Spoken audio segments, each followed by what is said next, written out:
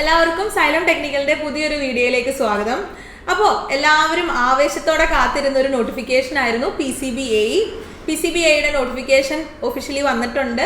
അപ്പോൾ കഴിഞ്ഞ തവണ PCBAക്ക് ഉണ്ടായിരുന്ന സിലബസ് എങ്ങനെയാണ് എന്നുള്ളൊരു അനാലിസിസ് ആണ് ഇന്ന് നമ്മൾ ചെയ്യാൻ ഉദ്ദേശിക്കുന്നത്. നമുക്ക് വീഡിയോയിലേക്ക് കടക്കാം.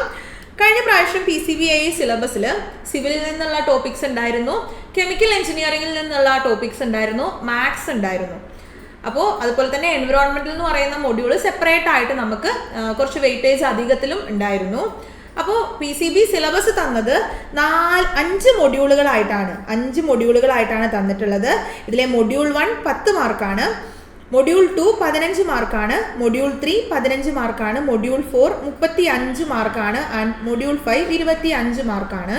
ഇതിലെ ഈ ഒരു മൊഡ്യൂൾ 4 ആണ് ഞാൻ പറഞ്ഞത് വെയിറ്റേജ് കൂടി എൻവിറോൺമെന്റൽ എഞ്ചിനീയറിംഗിന് നല്ല വെയിറ്റേജിൽ വന്ന ഒരു സിലബസ് ആയിരുന്നു PCBAയുടേത്. കാരണം സിവിൽ ഉദ്യോഗാർത്ഥികൾക്കും കെമിക്കൽ ഉദ്യോഗാർത്ഥികൾക്കും കോമൺ ആയിട്ടുള്ള ഒരു സബ്ജക്റ്റ് ആണ് എൻവിറോൺമെന്റൽ എഞ്ചിനീയറിംഗ്. അപ്പോൾ കുറച്ച് സ്പെഷ്യൽ ടോപ്പിക്സ് ഒക്കെ NVന്ന് വന്നിട്ടുണ്ടെങ്കിലും നമുക്ക് ഈസി ആയിട്ട് പഠിച്ചെടുക്കാൻ പറ്റുന്ന രീതിയിലായിരുന്നു. നമുക്ക് സിലബസിലേക്ക് വരാം. ഒന്നാമത്തെ മൊഡ്യൂൾ എന്ന് പറയുന്നത് നമ്മൾ നേരത്തെ പറഞ്ഞ പോലെ തന്നെ 10 മാർക്ക് വെയിറ്റേജ് ആയിരുന്നു. ഈ 10 മാർക്ക് വെയിറ്റേജിന് മാത്സിൽ നിന്നുള്ള ചോദ്യങ്ങളാണ് ഉണ്ടായിരുന്നത്. മാത്സിന്റെ വളരെ ബേസിക് ആയിട്ടുള്ള കാര്യങ്ങൾ മാത്രമാണ് സിലബസിൽ പറഞ്ഞിട്ടുള്ളത്. കാരണം ഏത് എക്സാമിനും നമ്മൾ പഠിക്കുന്ന ഒരു ചാപ്റ്റർ എന്ന് പറയുന്നത് മെട്രിക്സ് ആണ്. അപ്പോൾ അതുമായിട്ട് റിലേറ്റ് ചെയ്തിട്ടുള്ള മെട്രിക്സ്, അതേപോലെ വെക്ടർ ഡിഫറൻസിയേഷൻ, ട്രാൻസ്ഫോർമേഷൻ, അതായത് ഓർഡിനറി ഡിഫറൻഷ്യൽ ഇക്വേഷനുമായി ബന്ധപ്പെട്ടിട്ടുള്ള transformations, then ordinary differential equation, complex analysis, Fourier series, ഇത്രയുമായിരുന്നു നമ്മുടെ സിലബസിൽ ഉണ്ടായിരുന്നത്. 10 മാർക്കാണ് മാത്സിന്റെ വെയിറ്റേജ് വന്നിട്ടുള്ളത്. ദെൻ പാർഷ്യൽ ഡിഫറൻസിയേഷൻ ഞാൻ ഇതിൻ്റെ ഇടയിൽ വിട്ടുപോയി പറയാൻ. Okay, matrix, partial differentiation, vector differentiation, transformation, ordinary differential equation, then complex analysis, Fourier series. അപ്പോൾ ഇതൊക്കെ നമ്മൾ നമ്മൾ യൂണിവേഴ്സിറ്റി എക്സാമിന് പഠിക്കണ പോലെ ഒന്നും വലിയ പ്രോബ്ലം ഒന്നും ചെയ്ത് പഠിക്കേണ്ട. മാത്സിന്റെ കുറച്ച് ട്രിക്സ് ആൻഡ് ടിപ്സ് ഉപയോഗിച്ചുകൊണ്ട് നമുക്ക് ഈസി ആയിട്ട് ആൻസറിൽ എത്താൻ പറ്റുന്ന രീതിയിലായിരുന്നു കഴിഞ്ഞ പ്രാവശ്യത്തെ ക്വസ്റ്റ്യൻസ് ഫോർമുലേറ്റ് ചെയ്തിട്ടുണ്ടായിരുന്നത്. ഇനി നമ്മൾ മൊഡ്യൂൾ 2ലേക്ക് വരാം. മൊഡ്യൂൾ 2 എത്ര മാർക്ക് വെയിറ്റേജ് ആയിരുന്നു? മൊഡ്യൂൾ 2 15 മാർക്ക് വെയിറ്റേജ് ആണുള്ളത്. മൊഡ്യൂൾ 2ല് മെയിൻ ആയിട്ട് നമുക്കുള്ളത് സിവിലിൽ നിന്നുള്ള ടോപ്പിക്സുകളാണ്. അപ്പോൾ ഏതൊക്കെയാണ് നമുക്കൊന്ന് നോക്കാം. ഫസ്റ്റ് വൺ എന്ന് പറയുന്നത് മെക്കാനിക്സ് ആണ്. ദെൻ മെക്കാനിക്സിലുള്ള സിലബസ് സാധാരണ നമ്മളൊരു സിവിൽ കോമ്പറ്റേറ്റീവ് എക്സാമിന് വരുന്ന അതേ സിലബസ് തന്നെയാണ്. Statics, coplanar force, conditions of equilibrium, support reaction, simply supported and ഓവർ ഹാങ്ങിങ് beams, then friction, laws of friction, അതിൻ്റെ application, centre of gravity, moment of inertia, അങ്ങനെ നമ്മൾ സാധാരണ പറയുന്ന എല്ലാ കാര്യങ്ങളും കുറച്ച് MOSൽ നിന്നുള്ള കാര്യവും മെക്കാനിക്സിൽ നിന്നുള്ള മൊഡ്യൂളിലേക്കാണ് കൊടുത്തിട്ടുള്ളത്. അതായത് stress and strain, bending moment and shear force. ഇവിടെ ഒരു ഹാഫ് സിലബസ് എന്ന് പറയുന്നത് MOSൽ നിന്നും SAയിൽ നിന്നുമുള്ള കാര്യങ്ങളുണ്ട്. സോ നമുക്ക് നോക്കാം ഏതൊക്കെയാണ് ആ ടോപ്പിക്സ് എന്നൊന്ന് നോക്കാം. സ്ട്രെസ് ആൻഡ് സ്ട്രെയിൻ ഉണ്ട്, അതേപോലെ ഡിഫ്ലക്ഷൻ ഉണ്ട്, തിയറി ഓഫ് ബെൻഡിങ് ഉണ്ട്, ബെൻഡിങ് മൊമെന്റ് കണ്ടുപിടിക്കുന്ന കാര്യങ്ങളുണ്ട്. ദെൻ സ്ട്രെസ് അനാലിസിസ് ഒക്കെ നമ്മളെ SAയിൽ വരുന്ന ടോപ്പിക്സ് ആണ്. അതേപോലെ SAയിൽ നിന്ന് ഇമ്പോർട്ടൻ്റ് ആയിട്ട് moving loads and influence line ഡയഗ്രാംസും സ്ട്രെയിൻ എനർജി കാര്യങ്ങളൊക്കെ ഉണ്ട്. അപ്പം നിങ്ങൾ നോക്കുക, ഈ ഒരു മെക്കാനിക്സ് എന്നുള്ള മൊഡ്യൂളിൽ മെക്കാനിക്സ്, SA, അതേപോലെ തന്നെ MOS ഇത് ക്ലബ് ചെയ്തിട്ടാണ് ഈ ഒരു മൊഡ്യൂളിൽ സിലബസ് കൊടുത്തിട്ടുള്ളത്. ദെൻ അടുത്തത് plain and reinforced cement concrete ആണ്. അതായത് നമ്മുടെ RCCയിൽ നിന്നുള്ള കാര്യങ്ങളാണ്. RCC എന്നുള്ള കോൺക്രീറ്റിന്റെ കാര്യങ്ങളും RCC റിലേറ്റഡ് ആയിട്ടുള്ള നമ്മൾ ചില ടോപ്പിക്സ് കോൺക്രീറ്റ് ടെക്നോളജിയിൽ പഠിക്കുന്ന കാര്യങ്ങളും കൂടെ ഇതിലേക്കുണ്ട്. എന്നിരുന്നാലും RCCയിലുള്ള മെയിൻ ടോപ്പിക്സ് ഒക്കെ സിലബസിൽ ഇൻക്ലൂഡ് ചെയ്തിട്ടുണ്ട്. ഇപ്പം നിങ്ങൾ നോക്കുകയാണെങ്കിൽ പ്രോപ്പർട്ടീസ് ഓഫ് കോൺക്രീറ്റ് ഉണ്ട്, then objectives of design philosophies, limit state method, അതേപോലെ BIS കോഡിൽ നിന്നുള്ള ലിമിറ്റ് സ്റ്റേറ്റിൽ നിന്നുള്ള partial safety factors, types of load factors, അതേപോലെ limit state of collapse in bending, assumptions in stress strain relationship, steel and കോൺക്രീറ്റിൽ analysis of singly reinforced rectangular beams, balanced under reinforced, over reinforced sections, moment of resistance, codal provision തുടങ്ങി നമ്മൾ എക്സാമിന് പഠിക്കുന്ന എല്ലാ കാര്യങ്ങളും ഇതിലുണ്ട്. ബീമിൻ്റെ കാര്യങ്ങൾ മുഴുവനായിട്ടും കൊടുത്തിട്ടുണ്ട്, ഡീറ്റെയിൽ ആയിട്ട് സിലബസ് ഉണ്ട്. ദെൻ അതിനുശേഷം നമുക്ക് സ്റ്റീലിൻ്റെ സിലബസ് ആണുള്ളത്. Introduction to steel structures.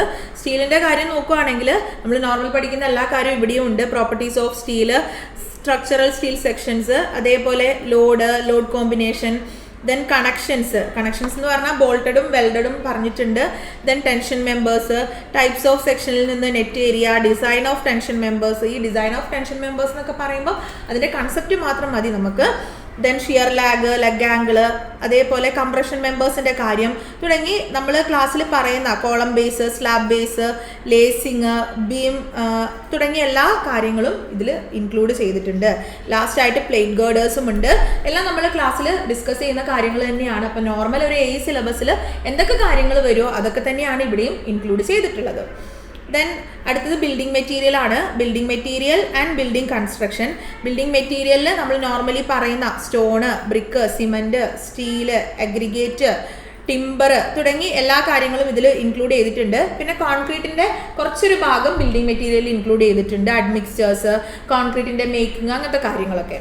Then building കൺസ്ട്രക്ഷനിലേക്ക് വരുമ്പോൾ ഫൗണ്ടേഷൻ, കോസ്റ്റ് എഫക്റ്റീവ് കൺസ്ട്രക്ഷൻ, അതേപോലെ masonry, lintel, arch, floor, roof, doors and windows, അതേപോലെ ഫിനിഷിംഗ് വർക്ക്, അതായത് നമ്മുടെ പ്ലാസ്റ്ററിംഗ് പോയിന്റിംഗ് ഒക്കെ ഫിനിഷിംഗ് വർക്കിലാണ് വരിക, പെയിന്റിംഗ് ഒക്കെ അതിലാണ് വരിക. ദെൻ ടോൾ ബിൽഡിങ്സ് തുടങ്ങി എല്ലാ കാര്യങ്ങളും ഇതിലുണ്ട്. പിന്നെ സ്റ്റെയർ, വെർട്ടിക്കൽ ട്രാൻസ്പോർട്ടേഷനുള്ള ആൾക്കാർ, പിന്നെ കുറച്ച് സ്പെഷ്യൽ ആയിട്ടുള്ള ടോപ്പിക്, അതായത് building failures and retrofitting, failures of RCC and steel structures തുടങ്ങിയ കാര്യങ്ങളൊക്കെ മൊഡ്യൂൾ 2 ഇൻക്ലൂസീവ് ആണ്. ദെൻ അടുത്തത് മൊഡ്യൂൾ 2 അനാലിസിസ് ഓഫ് റേറ്റ് ആണ്. അതായത് നമ്മുടെ എസ്റ്റിമേറ്റിൽ നിന്നുള്ള ടോപ്പിക്സ് ആണ്.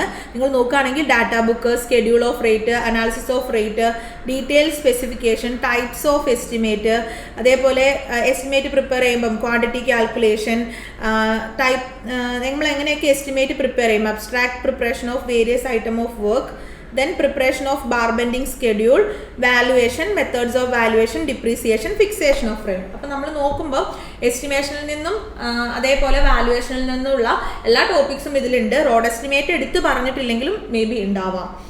ദെൻ അടുത്തത് മൊഡ്യൂൾ 3 വരികയാണ്. മൊഡ്യൂൾ 3യും സിവിലിൻ്റെ ടോപ്പിക്സ് തന്നെയാണ്. മൊഡ്യൂൾ 3യും 15 മാർക്കിൻ്റെ വെയിറ്റേജിലാണ് സിലബസ് ഉള്ളത്. സോ മൊഡ്യൂൾ 3 ഫസ്റ്റ് ആയിട്ട് വരുന്നത് സർവേയിങ് ആണ്. സർവേയിങ്ങിൽ നമ്മൾ നോർമൽ പറയുന്ന സിലബസ് തന്നെയാണ്, അതാണ് ഇങ്ങനെ വായിച്ചു പോകുന്നത്. Principles of surveying, linear measurements, അതായത് ചെയിൻ യൂസ് ചെയ്തിട്ടുള്ള ലീനിയർ മെഷർമെൻറ്റ്സ്, ലെവലിംഗ്, അതേപോലെ contouring, area and volume computation, theodolite, mass diagram, triangulation, theory of errors, electronic distance measurement, total station, അതായത് മോഡേൺ ഇൻസ്ട്രുമെൻറ്റ്സിലേക്ക് വരികയാണ്. Global positioning system, remote sensing, GIS, ഇതൊക്കെ നമ്മുടെ modern ഇൻസ്ട്രുമെൻറ്റ്സിൽ വരുന്ന ഭാഗമാണ് last കൊടുത്തിട്ടുള്ളത്. ഇത്രയും കാര്യങ്ങളാണ് സർവേയിങ്ങിലുള്ളത്. ദെൻ ഇതിലുള്ള അടുത്ത ടോപ്പിക് ഫ്ലൂയിഡ് മെക്കാനിക്സ് ആണ്. ഇപ്പം നിങ്ങൾ നോക്കുമ്പോൾ മനസ്സിലാവും മൊഡ്യൂൾ 1 പ്യുവർലി മാത്സ് ആണ്. മൊഡ്യൂൾ 2 and 3 എന്ന് പറയുന്നത് പ്യുവർലി സിവിൽ ഓറിയന്റഡ് ആയിട്ടാണ് പോയിട്ടുള്ളത്.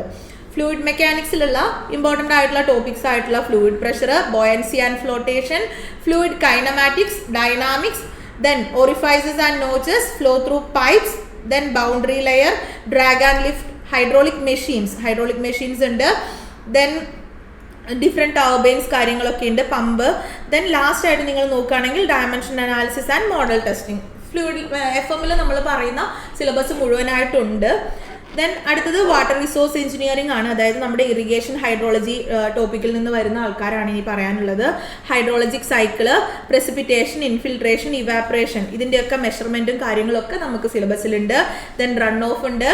ആൻഡ് ഹൈഡ്രോഗ്രാഫിൻ്റെ പ്രോബ്ലം ഒക്കെ ഇപ്പം നമ്മൾ പുതുതായിട്ട് വരുന്ന എല്ലാ എക്സാമിനും കൂടുതലായിട്ട് ചോദിച്ച് കാണാറുണ്ട്. അപ്പോൾ ഹൈഡ്രോഗ്രാഫുമായി ബന്ധപ്പെട്ട കാര്യങ്ങളുണ്ട്.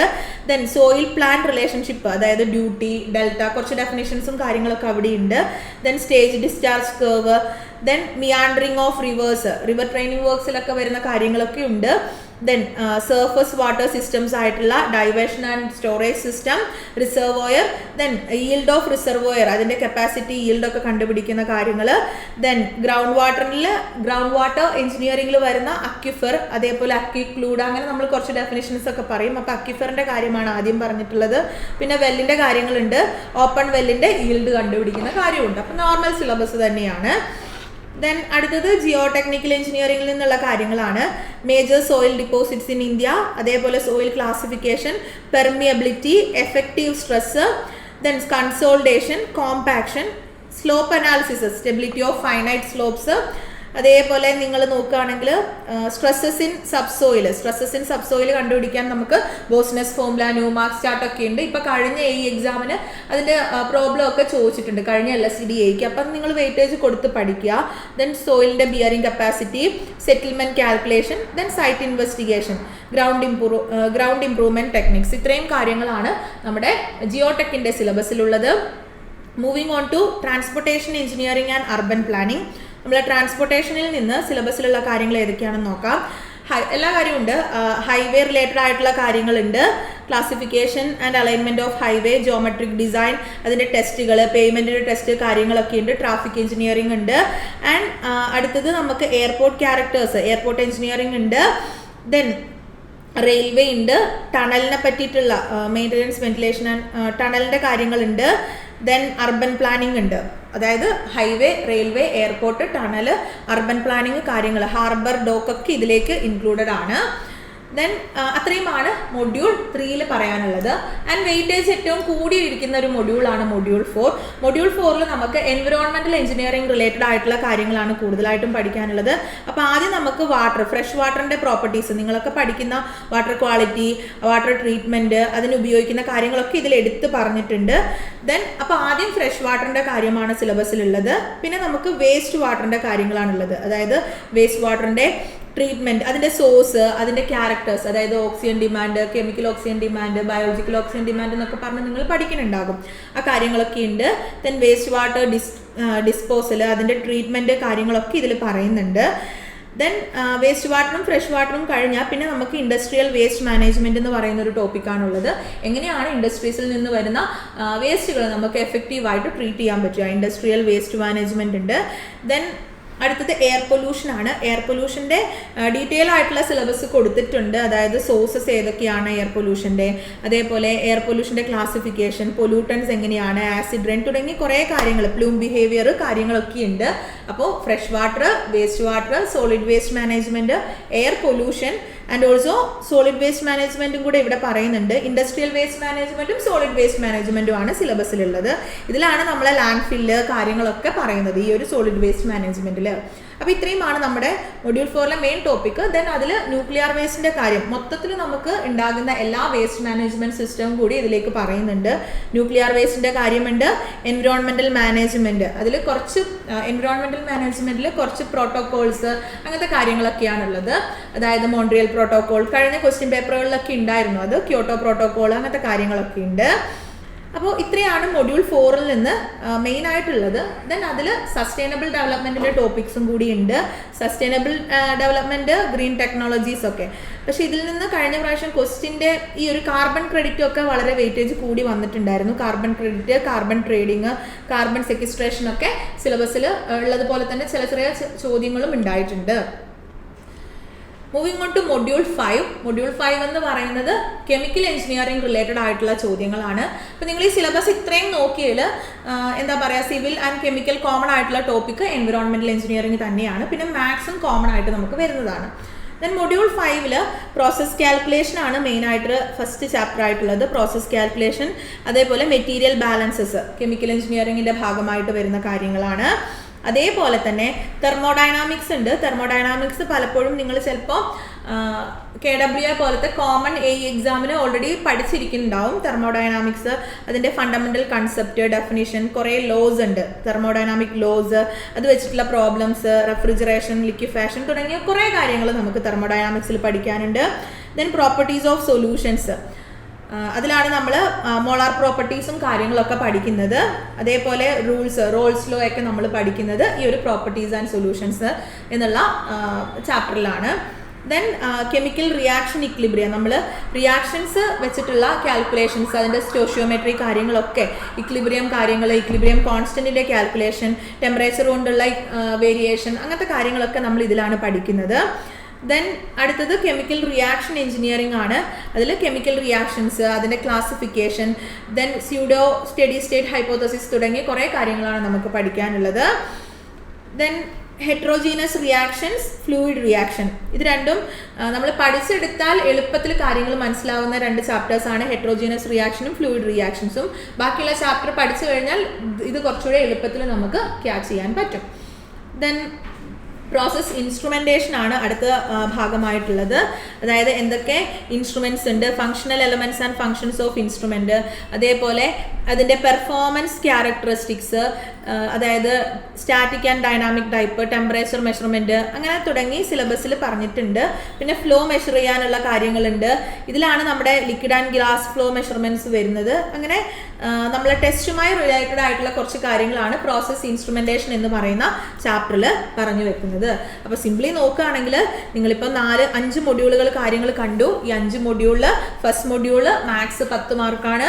സെക്കൻഡ് ആൻഡ് തേർഡ് സിവിലിൻ്റെ ടോപ്പിക്സ് ആണ് മെയിനായിട്ട് അതിലേക്ക് വരുന്നത്. അത് രണ്ടും 15 മാർക്ക് വെയിറ്റേജ് ഉള്ളതാണ്.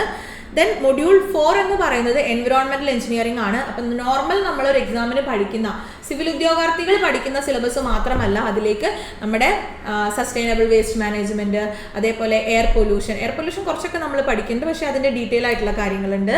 അതേപോലെ തന്നെ solid waste management, nuclear waste management ഒക്കെ പറയുന്നുണ്ട്. അങ്ങനെയാണ് 35 മാർക്ക് വെയിറ്റേജിലേക്ക് വരുന്നത്. ആൻഡ് മൊഡ്യൂൾ 5 എന്ന് പറയുന്നത് കെമിക്കൽ ഉദ്യോഗാർത്ഥികളുടെ കെമിക്കൽ എഞ്ചിനീയറിംഗ് റിലേറ്റഡ് ആയിട്ടുള്ള ടോപ്പിക്സ് ആണ്. അത് 25 മാർക്കിനാണുള്ളത്. ഇതൊക്കെയും നമ്മൾ കഴിഞ്ഞ എക്സാമിൻ്റെ സിലബസ് ഓറിയൻറ്റഡ് ആയിട്ടാണ് പറയുന്നത്. Category number 124/2021. കഴിഞ്ഞ പ്രാവശ്യത്തെ എക്സാം അത്ര ബുദ്ധിമുട്ടുള്ള എക്സാം അല്ലായിരുന്നു. വളരെ സർഫസിലൂടെയുള്ള ചോദ്യങ്ങൾ മാത്രമേ ഉണ്ടായിട്ടുള്ളൂ. അപ്പം നിങ്ങൾക്ക് എന്താ പറയുക, സർഫസ് ഉള്ള ചോദ്യങ്ങൾ എന്ന് പറയുമ്പോൾ ഇപ്രാവശ്യം നമുക്ക് അങ്ങനെ പ്രതീക്ഷിക്കാവോ എന്ന് ചോദിച്ചാൽ നമുക്ക് പ്രെഡിക്റ്റ് ചെയ്യാൻ പറ്റില്ല. കഴിഞ്ഞ പ്രാവശ്യം വളരെ സർഫസിലുള്ള ക്വസ്റ്റ്യൻസ് ആയിരുന്നു. NV ആയാലും എല്ലാ സബ്ജക്റ്റും വളരെ സർഫസിലുള്ള ക്വസ്റ്റ്യൻസ് മാത്രമാണ് ഉണ്ടായിരുന്നത്.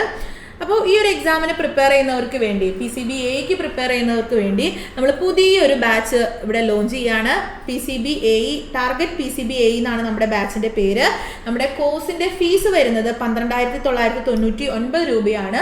ഈ വരുന്ന ഒക്ടോബർ 7-നാണ് നമ്മുടെ ബാച്ച് സ്റ്റാർട്ട് ചെയ്യുന്നത്. അപ്പോൾ നിങ്ങൾ ആരെങ്കിലും ഈ ഒരു ബാച്ചിലേക്ക് ജോയിൻ ചെയ്യാൻ താല്പര്യപ്പെടുന്നുണ്ടെങ്കിൽ 9995100800 എന്ന് പറയുന്ന നമ്പറിൽ വിളിച്ച് ഉടനെ തന്നെ നമ്മുടെ ബാച്ചിലേക്ക് ജോയിൻ ചെയ്യാം. അപ്പോൾ PCB-AE എന്നുള്ള സ്വപ്നത്തിലേക്ക് നമുക്ക് എല്ലാവർക്കും ഒരുമിച്ച് നടന്നു കയറാം. അപ്പോൾ എല്ലാവരും നന്നായിട്ട് പഠിക്കുക. ഒരു സിവിൽ ഉദ്യോഗാർത്ഥിയെ സംബന്ധിച്ച് ഒരുപാട് അവസരങ്ങളാണ് ഈ ഒരു വർഷത്തിൽ ഇനി വരാനിരിക്കുന്നത്, അടുത്തൊരു വർഷത്തിലായിട്ട് വരാനിരിക്കുന്നത്. അതായത് PCB-AE ഉണ്ട്, നമുക്ക് PWD ഇറിഗേഷൻ AE ഉണ്ട്, അതേപോലെ KWA-AE വരാനിരിക്കുന്നുണ്ട്. PCBയും KWA ഒക്കെ കഴിഞ്ഞ വർഷങ്ങളിൽ ഒരുമിച്ച് നടന്ന, അതായത് അടുത്തടുത്ത പീരീഡിൽ നടന്ന എക്സാംസ് ആണ്. അപ്പോൾ അതൊക്കെ ഇനി റിപ്പീറ്റഡ് ആയിട്ട് വരും. അപ്പോൾ എല്ലാവരും നന്നായിട്ട് പഠിക്കുക. നമുക്ക് അടുത്തൊരു സെഷനിൽ കാണാം. Thank you all.